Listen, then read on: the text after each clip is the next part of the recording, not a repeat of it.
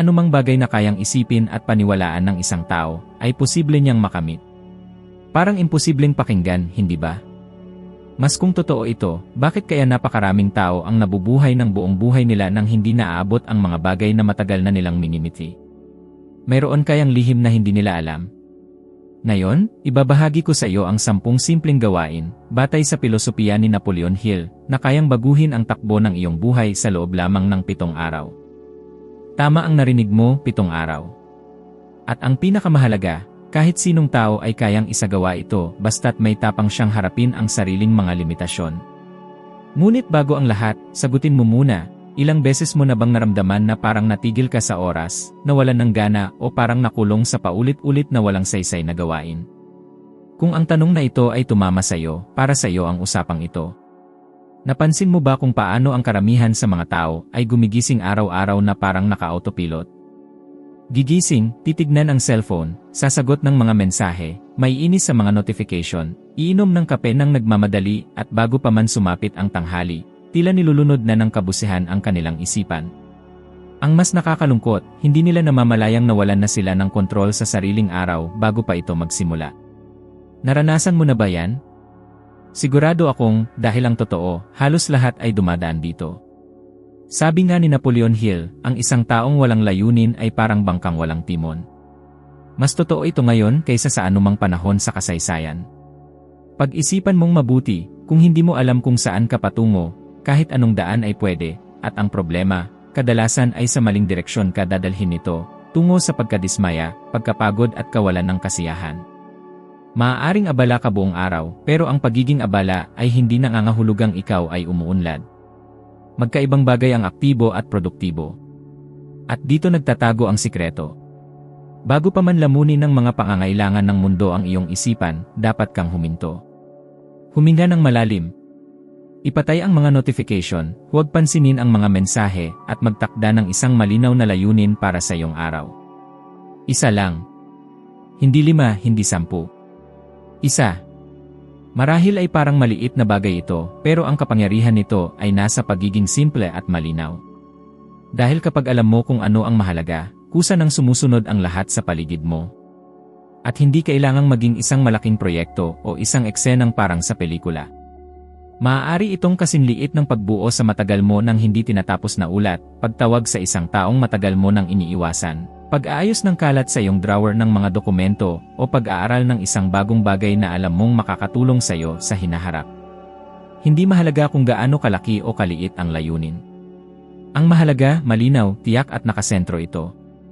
Kapag binigyan mo ng malinaw na target ang iyong isipan, hihinto ito sa pag-anod kung saan-saan at magsisimulang magtrabaho para sa iyo. At may siyensya sa likod nito. Sa isang pag-aaral ng Dominican University of California, natuklasan na ang mga taong gumagawa at isinusulat ang kanilang mga layunin ay may 42% na mas mataas na tsansa na maabot ang mga ito kumpara sa mga taong basta iniisip lang ito. 42%, hindi maliit na bagay iyon. Iyan ang kaibahan ng isang araw na ikaw ang may hawak kumpara sa isang araw na ikaw ang hinahawakan ng iba. Ngayon, itanong mo sa sarili mo, ilang beses mo nang hinayaang lumipas ang isang araw at sa dulo nito, parang wala kang tunay na nagawa. Yung pakiramdam na ang dami mong ginawa pero parang walang nagkaroon ng kabuluhan. At paano kaya kung ngayong araw lang, bago ka pa magsimula, tukuyin mo kung ano ang gagawin mo? Anong pagbabago kaya ang maidudulot nito? Ngunit hindi ako titigil dyan. Isipin mong ulitin ito ng 7 magkakasunod na araw. Ang epekto nito sa iyong sigla, konsentrasyon at maging sa iyong pakiramdam ay hindi mo akalain. At para sa mga nagdududa sa lakas ng isang malinaw na layunin, hayaan mong ibahagi ko ang isang tunay na kwento tungkol kay Napoleon Hill. Noong siya ay 25 taong gulang pa lamang. Isang araw, nabigyan siya ng pagkakataon na makapanayam si Andrew Carnegie, na sa panahong iyon ay kinikilalang pinakamayamang tao sa buong mundo. Nakita ni Carnegie ang kakaibang potensyal kay Hill at ibinigay sa kanya ang isang hamon na tuluyang magbabago sa kanyang buhay. Sa loob ng 20 taon, pag-aralan ang mga ugali at estratehiya ng mga pinakamatagumpay na tao sa kasaysayan at buin mula rito ang isang pamamaraan. Hindi na nagdalawang isip si Hill, agad niyang tinanggap ang hamon. Sa mismong araw na yon, ang tanging mahalaga sa kanya ay sabihin ang at akuin ang pananagutan. Wala siyang ideya kung paano niya maisasakatuparan yon, wala siyang yaman o koneksyon, pero nagpasya siya na gagawin niya ang lahat para magampanan ang misyong iyon. Ang pasyang iyon ang humubog sa buong kinabukasan niya. Kung siya ay nag-atubili o nag-isip ng sobra, marahil wala sana ang mga bunga ng ginawa niyang pagpili. Ganito ang nangyayari kapag malinaw mong pinipili kung ano ang dapat mong gawin sa araw na ito. Dahil ang maliliit na desisyon na paulit-ulit na ginagawa ay siyang nagdadala ng malalaking pagbabago. Walang tagumpay na nagmumula sa biglaang swerte o saglit na inspirasyon. Nabubuo ito mula sa disiplina ng pagtupad sa mga maliliit na pangakong araw-araw na binibitawan. Isa-isa. Paunti-unti. At bago mo isipin ang mga dahilan na wala kang oras, sasabihin ko sa'yo, wala pang 1 minuto ang kailangan dito. Sa mismong oras ng pagising mo, bago mo kunin ang telepono, bago ka pa bumangon sa kama, tahimik mong tanungin ang sarili, ano ang pinakamahalagang bagay na maaari kong gawin ngayon na maglalapit sa akin sa taong gusto kong maging? Hindi mo kailangang ayusin ang buong buhay mo. Ang mahalaga lang ay piliin kung ano ang dapat unahin ngayong araw. Ang iba, kusa ng susunod. Subukan mong gawin ito sa loob ng 7 araw. Hinahamon kita. Isulat mo sa papel o sa notes ng telepono ang iisang layunin mo para sa araw na yon at sa gabi, balikan mo kung nagawa mo ba ito. Sigurado ako na mararamdaman mo ang kakaibang pagbabago sa enerhiya mo, sa linaw ng isip at maging sa kalidad ng tulog mo. Sapagkat walang mas nakakapagod kaysa sa gumising araw-araw ng walang malinaw na direksyon. At walang mas nakakasaya kaysa sa matulog sa gabi na alam mong kahit maliit na hakbang lang, may naipundar ka patungo sa buhay na tunay mong nais. Ilang beses mo na bang naranasan na pagdilat pa lang ng mata mo sa umaga, bago ka pa man makabangon, puna ang isipan mo ng mga problema, alalahanin at mabibigat na pakiramdam? Yung tipong pagkagising mo pa lang, ang iniisip mo na ay bayarin, alitan, mga deadline, at obligasyon. Nakakalungkot pero naging normal na ito para sa karamihan ng mga tao. At malamang, hindi mo na napapansin, pero ang pagsisimula ng araw na ganyan ay parang pagsali sa karera na may tali ang paa. Umpisahan mo ang araw na talunan na ang emosyon, kahit hindi pa nagsisimula ang laban. Malinaw na nakikita ni Napoleon Hill ang ganitong sitwasyon at sinasabi niya na kung paano mo sinisimulan ang umaga mo ang nagtatakda ng enerhiya na dadalhin mo sa susunod na 24 na oras. Karamihan sa mga tao, gigising at magrereklamo. Magrereklamo sa alarm clock, sa trapiko, sa trabaho, sa bayarin, sa boss, sa gobyerno. At hindi nila namamalayan, sa mismong sandaling iyon, tinuturoan na nila ang utak nilang maghanap pa ng mas marami pang rason para magreklamo. At paniwalaan mo, sumusunod ang utak. Pero nadiskubre ni Hill, at ngayon ay pinatutunayan na rin ng agham ng utak, na may mabisang panlaban sa ganitong bitag ng isipan. Isang simpleng ugali na mabilis gawin pero napakalakas ng epekto, ang magpasalamat agad pagkagising. Bago mo pa isipin na isa lang itong pampalakas loob o mumurahing payo sa sarili, tandaan mo na mismong mga mananaliksik mula sa University of California, Davis, sa pangunguna ng psikolohistang si Robert Emmons, ang nakapagpatunay na ang mga taong may araw-araw na ugali ng pasasalamat ay mas positibo sa pananaw, mas mahimbing ang tulog, at mas mababa ang antas ng pagkabalisa at depresyon. At hindi mo kailangang magpasalamat para sa bahay sa tabing dagat, sa sasakyan mong pinapangarap, o sa 1 milyong piso sa bangko, ang mahalaga ay matutunan mong kilalanin ang kahit pinakamaliit na bagay na mayroon ka ngayon. Itinuro ni Hill na ang tunay na pagbabago ay nangyayari kapag natutunan mong pahalagahan ang mga simpleng bagay. Ang simpleng katotohanan na ikaw ay buhay. Na mayroong isang tao na nagmamalasakit sa iyo. Na kaya mong pakinggan ang video na ito ngayon. Ang mainit na tasa ng kape. Ang yakap na totoo. Ang magandang kalangitan sa iyong paglalakad papunta sa trabaho. Mga bagay na, dahil sa paulit-ulit na takbo ng araw-araw, nakakalimutan mong bigyan ng halaga. Ngayon, may ipapagawa ako sa iyo.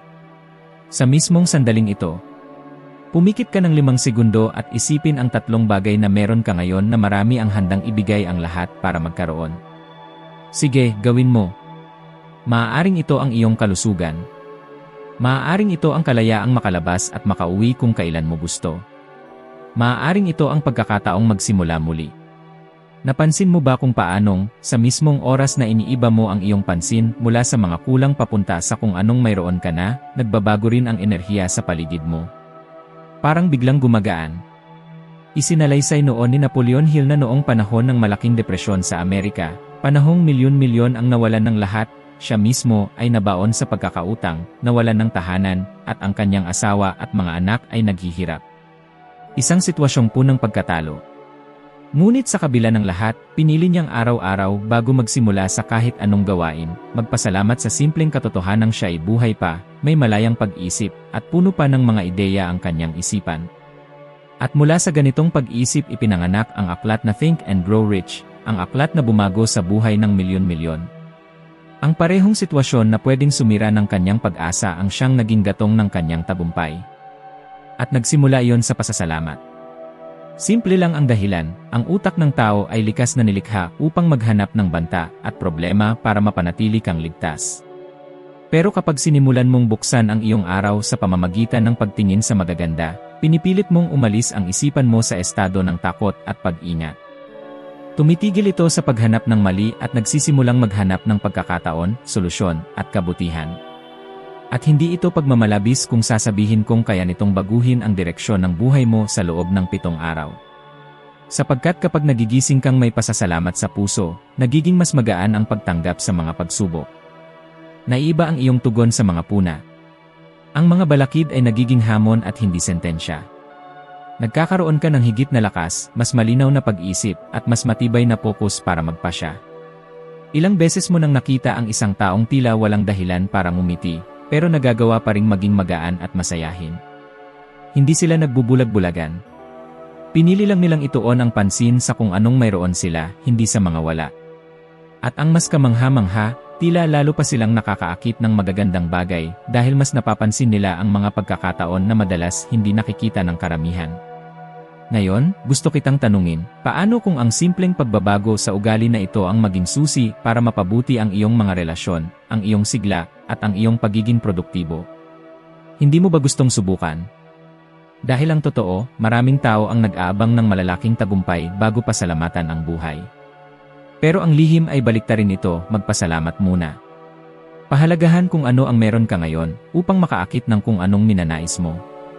Kaya narito ang isang hamon, sa loob ng susunod na 7 araw, bago mo hawakan ang iyong cellphone, bago mo tuluyang idilat ang iyong mga mata, isipin o isulat ang 3 bagay na ipinagpapasalamat mo. Pwede itong mga maliliit na bagay. Walang pakialam ang laki. Ang mahalaga ay ang pagiging consistent. Gawin mo ito ng 7 araw at pagmasdan kung paanong unti-unti mong mapapansin ang mas marami pang dahilan para magpasalamat. Dahil kapag nasanay na ang utak mo, kusa na itong maghahanap ng mabubuti. Unti-unti nitong papalitan ang dati nitong pagkiling sa kakulangan at ipapalit ang pananaw ng kasaganahan. Sa huli, ang pinakamalaking tanong ay, susunod ka ba sa otomatikong gawin ng karamihan, gumising at magreklamo sa lahat ng bagay, o pipiliin mong mapabilang sa kakaunting taong bumabangon na may bagong pananaw sa buhay? Hindi mo namamalayan, nangyayari ang pinakamalaking laban ng iyong buhay sa loob ng iyong isipan. Dahil hindi mahalaga kung gaano ka magsumikap, gaano mo pag-aralan ang mga bagay, o gaano karami ang mga oportunidad na dumating, kung ang iyong panloob na pag-uusap ay pumipigil sa iyo, magiging walang saysay ang lahat ng iyon. At ang pinakamalala pa, karamihan sa mga tao ay hindi napapansin kung ano ang paulit-ulit nilang sinasabi sa kanilang sarili. Naranasan mo na bang sabihin ang mga linyang gaya ng hindi ko kaya, hindi ito para sa akin, o hindi ako makakaahon sa sitwasyong ito? At marahil nang hindi mo namamalayan, tinuturuan mo ang iyong isipan na maniwala sa mga iyon. Matapat na sinabi ni Napoleon Hill na ang mga iniisip na palagi mong inuulit sa iyong sarili araw-araw ay nagiging mga direktang utos para sa iyong malalim na kamalayan, at tulad ng isang masunuring tagapaglingkod, ginagawa nitong totoo ng iyong isip. At pinapatunayan ito ng agham ngayon. Ipinakita ng mga pag-aaral ng Cleveland Clinic na ang mga paulit-ulit na pattern ng pag-isip ay direktang nakakaapekto sa pag-ugali, pagganap, at maging sa pisikal na kalusugan. Ibig sabihin, ang mga bulong na sinasabi mo sa iyong sarili ay humuhubog sa iyong karanasan sa buhay. Isipin mo ang 2 tao na nasa parehong kalagayan. Ang isa, kapag naharap sa pagsubok, ay inuulit, hindi ako magaling dito, hindi ko talaga kakayanin. Ang isa naman ay nag-iisip, mahirap ito, pero kaya kong matutunan. Sino sa tingin mo ang mas may pagkakataong magtagumpay? At hindi ito tungkol sa mapanlinlang na positibidad o pagbaliwala sa realidad, kundi tungkol sa pagtutok ng iyong isip sa mga bagay na magpapaunlad, hindi sa mga bagay na sisira. Malinaw na sinabi ni Hill, kung hindi mo kontrolado ang iyong mga iniisip, ikaw ay makokontrol ng mga ito. At ganito talaga ang nangyayari kapag pinapabayaang magpalutang-lutang ang isip mo ng walang gabay. At kung titigil ka para pag-isipan, gaano kadalas sa iyong araw ang talagang binibigyan mo ng pansin ang iyong iniisip? Napakakaunti ng tao na gumagawa nito. Karamihan ay nararamdaman lang ang bigat ng damdamin, ngunit hindi napapansin ang iniisip na siyang pinagmulan nito. Bibigyan kita ng isang halimbawa, isipin mong nakatanggap ka ng puna sa trabaho. Kaagad na sasabihin ng isip mo, walang kwenta talaga ako, alam ko nang mangyayari ito. At sa sandaling iyon, nang hindi mo namamalayan, nagbigay ka ng utos sa iyong utak na palakasin ang paniniwalang iyon. Ngayon, isipin mo kung sa pagkakataong iyon ay huminga ka muna at sinabi sa isip mo, puna lang ito, matututo ako rito at gagaling ako. Malaki ang magiging kaibahan sa emosyonal at pag-ugali na resulta nito. At hindi lang ito teorya. Maraming sikat na tao ang ginawa itong prinsipyo sa buhay. Si Muhammad Ali, halimbawa, ay naging kilala dahil sa kanyang "Ako ang pinakamahusay" na inuulit niya bago pa man siya naging kampiyon ng buong mundo. Naiintindihan niya ang kapangyarihan ng paghubog ng sariling pag-isip gamit ang positibong pahayag bago mangyari ang mga bagay. Inaprograma niya ang sarili para sa tagumpay. Maraming tao noon ang hindi natuwa, inakala nilang mayabang siya. Pero nang makita nila ang resulta, nagbago ang pananaw nila. Ang problema ay karamihan sa mga tao ay naiprograma na para matalo. At hindi nila alam iyon. Ilang taon silang inuulit na hindi sila sapat, hindi karapat-dapat, mahirap ang lahat, at para lang sa iba ang swerte. At kapag tumugon ang buhay ayon dito, sinisisi nila ang kapalaran, ang iba, ang gobyerno, o ang ekonomiya. Hindi nila tinitingnan ang ugat, ang panloob na pag-uusap. Naranasan ito mismo ni Napoleon Hill. Sa kanyang kabataan, nagutom siya, natanggal sa trabaho, nawalan ng mga kaibigan, at ni ang sariling pamilya ay hindi naniwala sa kanya nang nagpasya siyang mabuhay sa pagsusulat. Ngunit sinabi niya, ilang taon ang lumipas, na araw-araw niyang inuulit sa sarili, "Ako ay nilikha para sa magagandang bagay. Matututo ako sa bawat pagkakadapa at magiging mas mahusay kaysa kahapon." At ito ang nagpanatili ng katatagan ng kanyang isip kahit na gumigiba ang lahat sa paligid niya. Hindi ito swerte, kundi isang kapangyarihang mental. At baka isipin mo, hindi ko talaga mapigilan ang negatibong mga iniisip. Totoo, hindi mo kayang pigilan na lumitaw ang mga ito, pero may kapangyarihan kang pumili kung pakakainin mo ba ang mga iyon o hindi. Hindi mo kailangang paniwalaan lahat ng sinasabi ng iyong isipan. Mula ngayon, simulan mong pansinin ang mga sariling salita mo. Isulat mo kung kinakailangan. Sa tuwing masasabi mong, "Hindi ko kaya," palitan mo ito ng, "Hindi ko pa kaya, pero natututo ako." Palitan ang "imposible" yon ng, "Ihahanap ako ng paraan para magawa ito." Parang napakasimple lang, pero ang maliliit na pagbabago sa salita ay humuhubog ng malaking pagbabago sa iyong kapalaran. Para hamunin ka, may isusulong akong gawain. Sa loob ng 7 araw, tuwing maililitaw na negatibo o pumipinsalang kaisipan, isulat mo ito at baguhin sa paraan na magpapalakas sa iyo. Hindi ito murang coaching, ito ay agham ng pag-ugali na inilalapat. Gawin mo ito at mapapansin mo kung paano magbabago ang iyong damdamin, tapang, at maging ang enerhiya mo. Sa huli, simple lang ang usapan, ikaw ba ang magkokontrol ng isipan mo o magiging alipin nito? Ang desisyon, tulad ng dati, ay nasa sayo. At ang buhay, kaibigan ko, ay iginalang ang taong marunong magpahalaga muna sa sarili sa kanyang isipan. Naisip mo na ba talaga kung sino ang mga taong palagi mong kasama? Napansin mo ba kung paano ang paligid na pinapasukan mo araw-araw ay nakakaapekto hindi lamang sa mga desisyon mo, kundi pati na rin sa paraan ng pagtingin mo sa buhay, reaksyon mo sa mga problema, at kung paano mo tinutupad ang iyong mga pangarap? Hindi mo pwedeng lokohin ang sarili, maaari kang maging determinado, talentado, at puno ng mabuting hangarin, pero kung napapaligiran ka ng maling tao, mauwi ka rin sa parehong siklo ng kanila. Hindi ito maiiwasan. Matindi ang sinabi ni Napoleon Hill nang sabihing, nagiging katumbas mo ang 5 taong pinakamas madalas mong kasama. Pansinin mo. Kung palagi kang kasama ng mga negatibo, di magtatagal ay magkakapareho kayo ng mga reklamo. Kung kasama mo ang mga palaging nagrereklamo tungkol sa krisis, problema, at limitasyon, hindi maiiwasang makikita mo rin ang mundo sa parehong paraan. Nangyayari ito dahil tayo ay mga nilikhang madaling mag-adapt, at ang isip ng tao, para sa kaligtasan, ay natural na ginagaya ang mga pattern ng grupo kung saan siya kabilang. At hindi lang ito sinaunang pilosopiya. May pag-aaral na inilathala sa New England Journal of Medicine na nagsabing kung ang isang malapit mong kaibigan ay tumaba, may 57% kang tsansang tumaba rin. Ang simpleng pagsasama ay nakakaapekto sa iyong mga gawi, mga desisyon, at mga resulta. Ngayon, isipin mo ang epekto nito hindi lang sa iyong katawan, kundi pati na rin sa iyong pera, mga relasyon, at mga proyekto. At huwag mong isipin na limitado ito sa mga taong pisikal na malapit sa iyo. Sa ngayon, ang mga taong sinusundan mo sa social media, ang mga channel na pinapanood mo, ang mga nilalamang kinokonsumo mo, lahat ito ay bahagi rin ng iyong mental na kapaligiran. Naiintindihan ito ni Napoleon Hill bago pa man ito mapatunayan ng agham.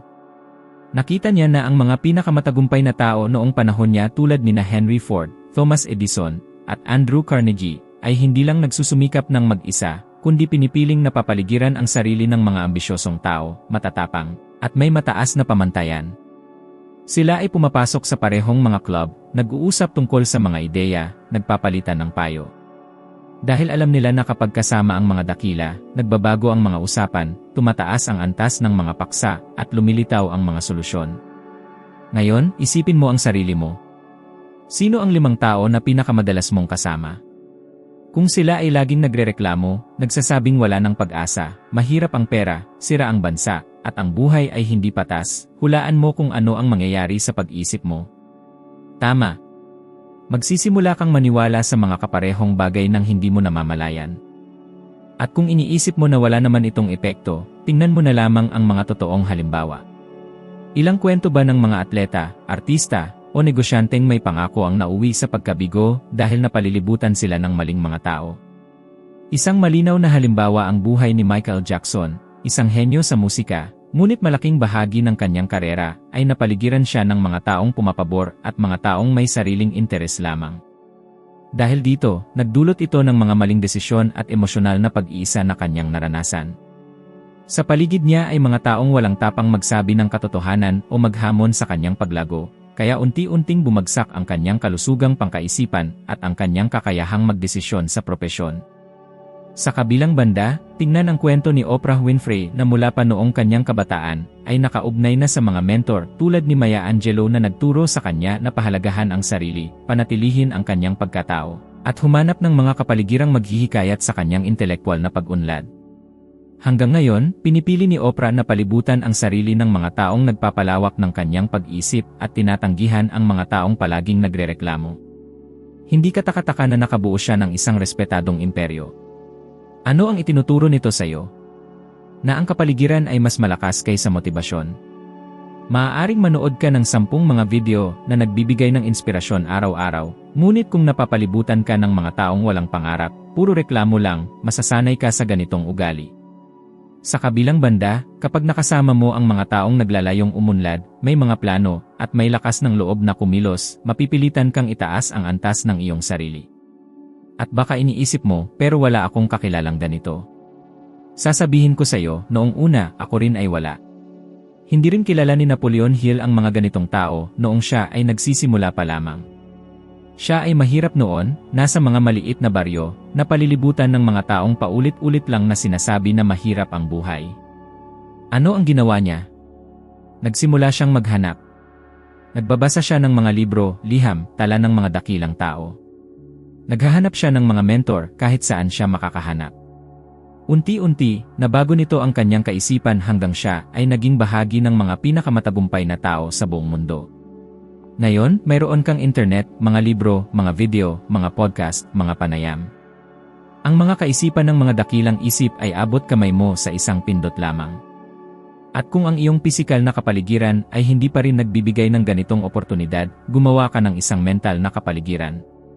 Piliin mo kung sino at ano ang iyong pagkakaabalahan at pagbibigyan ng iyong pansin. Kaya naman, may ipapanukala akong isang pagsasanay para sa iyo. Ngayon, bago ka matulog, isulat mo ang pangalan ng 5 tao na madalas mong nakakasama, personal man o sa virtual na paraan.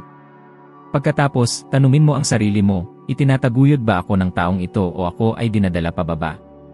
Pinupukaw ba niya ang aking inspirasyon o nililimitahan ako? Pinipilit ba niya akong magpursige o pinapayagan niya akong manatili sa pagkakakontento? Mula dito, simulan mong gumawa ng mga desisyon. Hindi palaging kaya agad na putulin ang lahat ng koneksyon, ngunit maaari mong bawasan ang oras at intensity ng pakikipag-ugnayan, at higit sa lahat, simulang makipag-ugnay sa mga taong magdadala sa iyo pasulong. Dahil sa huli, simple lang ang katotohanan, sasama ka sa mga taong magtutulak sa iyo o mananatili kang kasama ang mga humahadlang sa iyong pag-unlad. At napakamahal ng kapalit nito para sa mga taong may malalaking pangarap. Ang kapaligiran na pinipili mo ngayon ang maghuhubog ng kapalaran na iyong mararanasan bukas. Walang silbi ang mangarap ng mataas kung kasama mo ang mga taong binababa ka. Wala ring saysay ang gustong umasenso kung ang iyong pang-araw-araw na buhay at usapan ay nagpapalibot sa mga reklamo at kakulangan sa ambisyon. At ang malaking pagbabago ay nagsisimula kapag ikaw ay nagpasya ng may malay na kung sino, ano, at anong mga kaisipan ang iyong pagkakaabalahan mula ngayon. At dahil narito ka na, alamin mong hindi ito ang katapusan. Sa katunayan, ito ay ang susunod na hakbang sa iyong paglalakbay. Marami pang mga nilalaman para sa iyo sa susunod na video na makikita mo ngayon sa screen. Kung ako sa iyo, hindi ko ito palalampasin dahil dito ay iaangat pa natin ang iyong antas ng karunungan ng bahagyang pagbuti mula sa kung ano ka ngayon. Maraming salamat sa iyong pagsama hanggang dito at inaasahan kitang makasama sa susunod. Dahil ang mga taong tunay na naghahangad ng pagbabago ay hindi tumitigil. Sama-sama tayo.